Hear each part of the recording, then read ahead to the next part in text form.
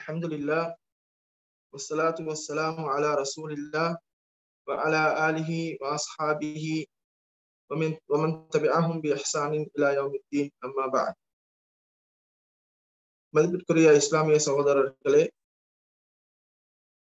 இஸ்லாமிய ஒழுக்கங்கள் என்கின்ற அந்த தலைப்பிலே இன்றைய அமர்விலே இன்ஷா அல்லாஹ் வீட்டில் நுழையும் போது கடைபிடிக்க வேண்டிய ஒழுக்கங்கள் என்கின்ற அந்த பாடத்தை பார்ப்போம்.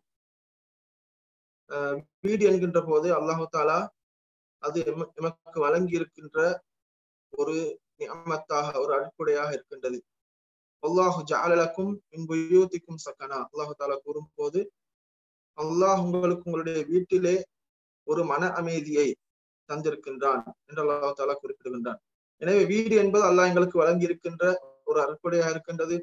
நாங்கள் அமைதி பெறுவதற்கு, நாங்கள் நிம்மதியாக இருப்பதற்கு இருக்கின்ற ஒரு தளமாக அந்த வீடு இருக்கின்றது. எனவே அந்த வீடு ஒரு அமைதியான ஒரு வீடாக அமைய வேண்டும் என்றால், ஒரு நிம்மதியான வீடாக அமைய வேண்டும் என்றால், அந்த வீட்டிலே நாங்கள் இஸ்லாம் கூறுகின்ற அந்த ஒழுக்கங்களை கடைபிடித்து வாழ வேண்டும். அந்த இஸ்லாம் கூறுகின்ற அந்த ஒழுக்கங்கள் நாங்கள் வீட்டிலே நுழைகின்ற போது ஆரம்பிக்கின்றது. நாங்கள் வீட்டில் நுழையும் போதே அந்த இஸ்லாம் கூறுகின்ற அந்த ஒழுக்கங்களை நாங்கள் கடைபிடித்து வாழுகின்ற போதுதான் எங்களுடைய வீடு ஒரு அமைதியான, ஒரு நிம்மதியான, ஒரு இஸ்லாமிய சூழல் உள்ள, அல்லாஹுக்கு விருப்பமான ஒரு தலமாக அந்த வீடு அமைகின்றது. எனவே ரசூல் ஸல்லல்லாஹு அலைஹி வஸல்லம் அவர்கள் கூறுகின்றார்கள், இதா தஹல ரஜுலு பைத்தஹு ஃபதக்கரல்லாஹ இன்த துகூலிஹி வ இன்த தஆமிஹி قال الشيطان لا مبيت لكم ولا عشاء. ஒரு மனிதன் அவருடைய வீட்டிலே நுழைகின்ற போது அல்லாஹுவை திக்ர் செய்தால், அல்லாஹுவை நினைவு கூறினால், இந்த துகூலிஹி அவர் நுழைகின்ற போது, அதே போன்று அவர் சாப்பிடுகின்ற போதும் قال الشيطان لا مبيت لكم ولا عشاء, ஷைத்தான் அவருடைய பட்டாளங்களுக்கு கூறுவான், உங்களுக்கு இந்த வீட்டிலே உறங்குவதற்கும் இடம் கிடையாது, உங்களுக்கு சாப்பாடும் கிடையாது, அஷாவும் கிடையாது என்று ஷைத்தான் கூறுவான்.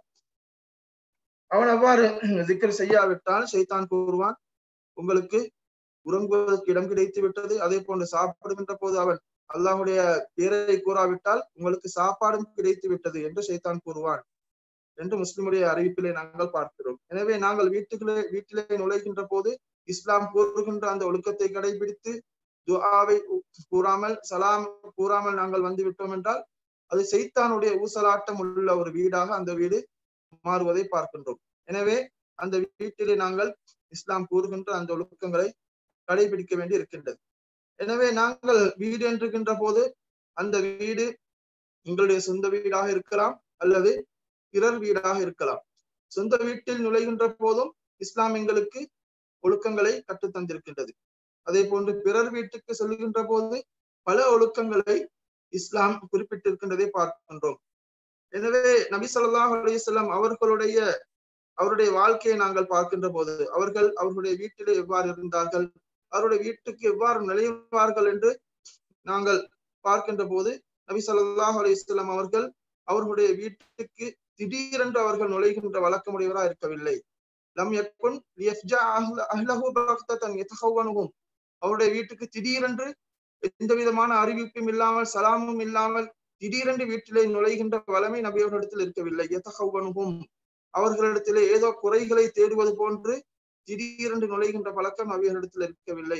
வலாக்கின் கான யதுகுலு அலா அஹ்லிஹி அலா இல்மின் மின்ஹும் பிதுகூலிஹி, நபி அவர்கள் வருகின்றார்கள் என்றதை அவர்கள் அறிகின்ற விதத்திலே நபி ஸல்லல்லாஹு அலைஹி வஸல்லம் அவர்கள் வீட்டுக்குள் செல்வார்கள். வகான யுஸல்லிமு அலைஹிம், அதே போன்று அவர்களுக்கு சலாம் கூறுவார்கள், அவர்களை விசாரிப்பார்கள். அப்படித்தான் நபி ஸல்லல்லாஹு அலைஹி வஸல்லம் அவர்கள் வீட்டிலே நுழைவார்கள் என ஆயிஷா ரலியல்லாஹு அன்ஹா அவர்கள் குறிப்பிடுகின்றார்கள்.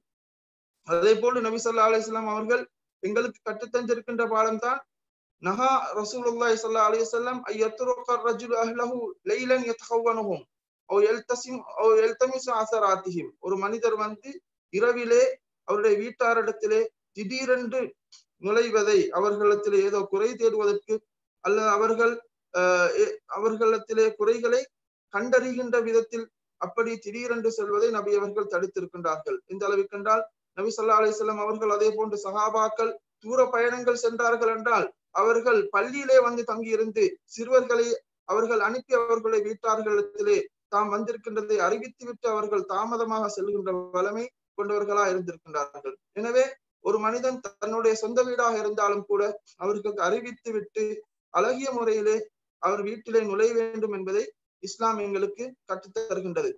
எனவே ஒரு வீட்டிலே நுழைகின்ற போது பிறர் வீடாக இருந்தால் குறிப்பாக இஸ்லாம் அல் குர்ஆன் எங்களுக்கு அழகான ஒரு பாடத்தை கற்றுத் தந்திருக்கின்றது. அனுமதி என்பதை அல்லாஹு தாலா குர்ஆனிலே மிகவும் தெளிவாக விரிவாக கூறிய ஒரு ஒழுக்கமாக அனுமதி பெறுகின்ற அந்த ஒழுக்கத்தை அல்லாஹு தாலா குறிப்பிட்டிருக்கின்றதை பார்க்கின்றோம்.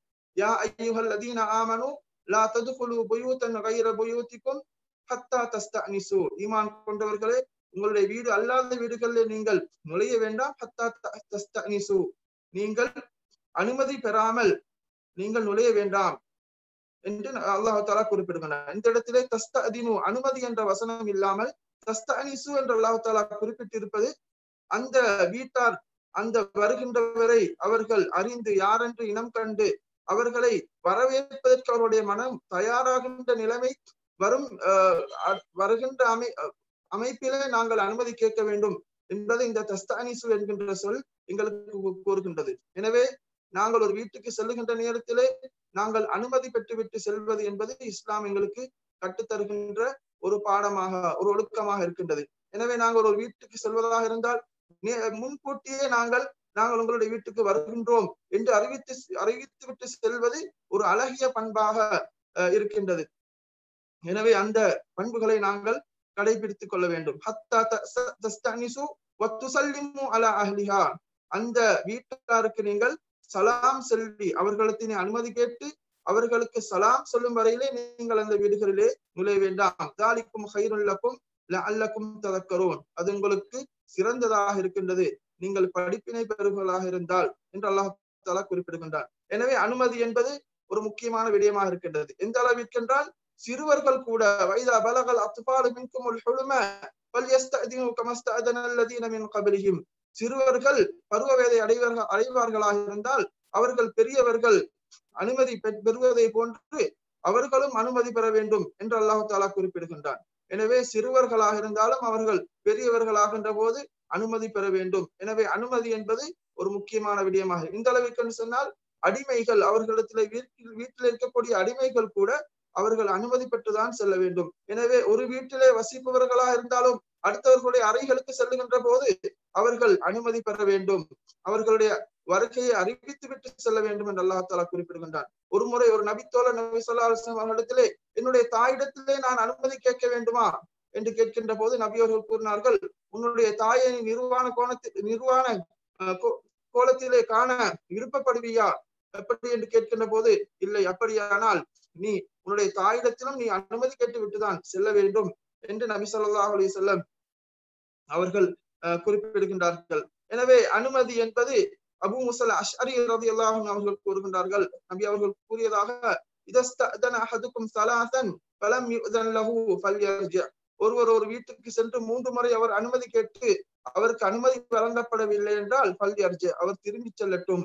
முத்தஃபகுன் அலைஹ், புகாரி முஸ்லிமிலே வருகின்ற அறிவிப்பு. ஒருவர் ஒரு வீட்டுக்கு சென்று நாங்கள் அனுமதி கேட்டு அனுமதி எங்களுக்கு கிடைக்கவில்லை என்றால் நாங்கள் திரும்பி செல்ல வேண்டும். ஏனென்றால் அந்த வீட்டாருக்கு அது சங்கடத்தை ஏற்படுத்துவதாக அமையும். அதற்கு மேலும் நாங்கள் அனுமதி கேட்டுவிட்டு நாங்கள் கதவை தட்டி கொண்டு இருப்போமாக இருந்தால் அது அவர்களுக்கு சங்கடமாக இருக்கும் என்பதை இஸ்லாம் கற்றுத் தருகின்றது. எனவே அனுமதி நாங்கள் உதாரணமாக நாங்கள் வந்திருக்கின்றது அவர்களுக்கு விளங்கவில்லை என்றால் 3 முறைக்கு அதிகமாக அனுமதி கேட்கலாம். அனுமதி கிடைக்கவில்லை என்றால் திரும்பி செல்வது என்பது ஒரு சிறந்த பண்பாக இருக்கின்றது. அதே போன்று நாங்கள் அனுமதி பெறுவதற்கு நாங்கள் பெல்களை அல்லது கதவை தட்டுகின்ற வளமை இருக்கின்றது. அதுவும் கூட அவர்களுக்கு சங்கடத்தை ஏற்படுத்தும் விதமாக அவர்களுக்கு அச்சத்தை ஏற்படுத்தும் விதமாக நாங்கள் கடுமையாக கதவுகளை தட்டக்கூடாது. அனஸ் ரலியல்லாஹு அன்ஹு கூறுகின்றார்கள், இன்ன அபுவாப நபி ஸல்லல்லாஹு அலைஹி வஸல்லம் கானத் துக்ரஉ பில் அஸாஃபிர், ரவாஹுல் புகாரி ஃபில் அதபில் முஃப்ரத்.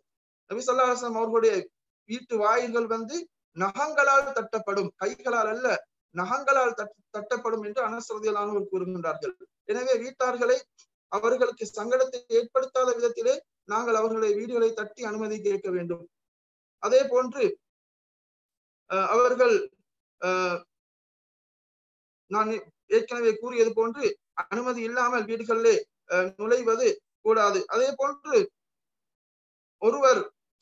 ஒரு வீட்டுக்கு நாங்கள் செல்கின்றோம், அனுமதி பெறுகின்றோம், கதவை தட்டுகின்றோம் என்றால் நாங்கள் அந்த கதவின் ஒரு ஓரமாக நாங்கள் நின்று அனுமதி பெற வேண்டும்.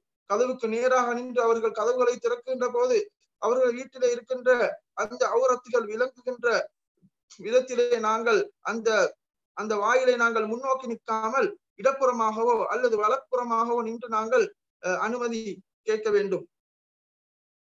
அதே போன்று நாங்கள் அனுமதி பெறுகின்ற போது நான் இன்னார் வந்திருக்கின்றேன் என்று கூறி அவர்களுக்கு அறிமுகம் செய்து நாங்கள் அனுமதி கேட்கின்ற வளமையை நாங்கள் வைத்துக் கொள்ள வேண்டும்.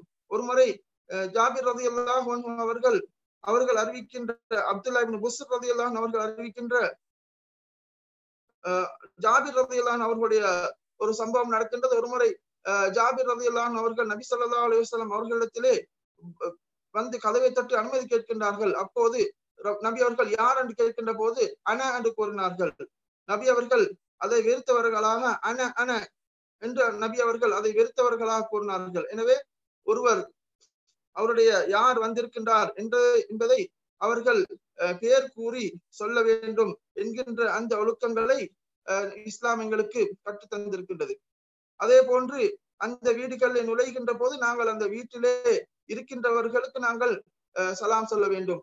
பிறர் வீட்டுக்கு சொல்லுகின்ற போது அந்த வீட்டிலே இருப்பவர்கள் அல்லது எங்களுடைய வீட்டுக்கு நுழைகின்ற போது கூட நாங்கள் சலாம் சொல்லிவிட்டு சிறுவர்களோ பெரியவர்களோ வீட்டில் இருப்பவர்களுக்கு நாங்கள் சலாம் சொல்ல வேண்டும்.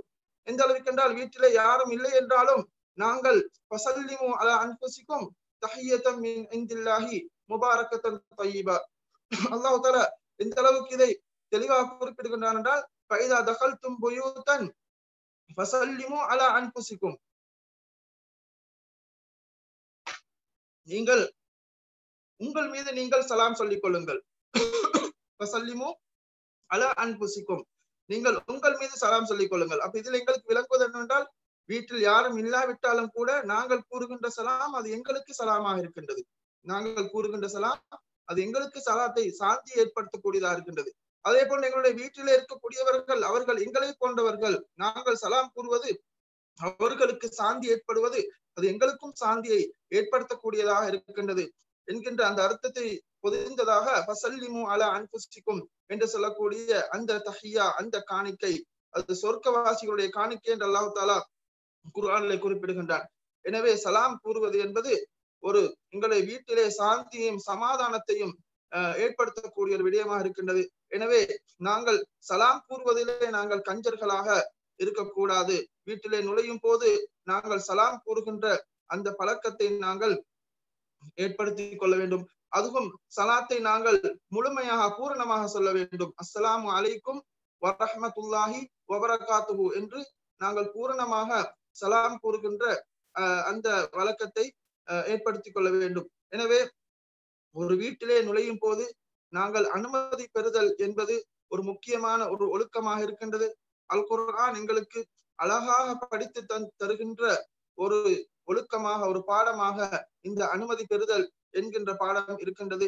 எனவே ஒரு வீடு என்பது ஒரு அவுரத்தாக ஒரு பாதுகாப்பான ஒரு இடமாக இருக்கின்றது. அந்த இடத்திலே நாங்கள் நுழைகின்ற போது அனுமதி பெற்று அந்த வீட்டார்களுடைய மன அமைதியை நாங்கள் சம்பாதித்து விட்டுதான் அந்த வீட்டுக்குள் நுழைய வேண்டும் என்பதை எங்களுக்கு இஸ்லாம் கற்றுத் தருகின்றது. எனவே வீட்டில் நுழைகின்ற ஒழுக்கங்களிலே நாங்கள் சிலவற்றை அனுமதி என்கின்ற அந்த விடயத்தை நாங்கள் பார்த்தோம். அதே போன்று சலாம் கூறுதல் என்கின்ற அந்த ஒழுக்கத்தையும் நாங்கள் பார்த்தோம். இன்னும் மீதமுள்ள விடயங்களை நாங்கள் வருகின்ற வாரத்திலே பார்ப்போம். வஆகிரு தஅவானா அனில் ஹம்துலில்லாஹி ரப்பில் ஆலமீன்.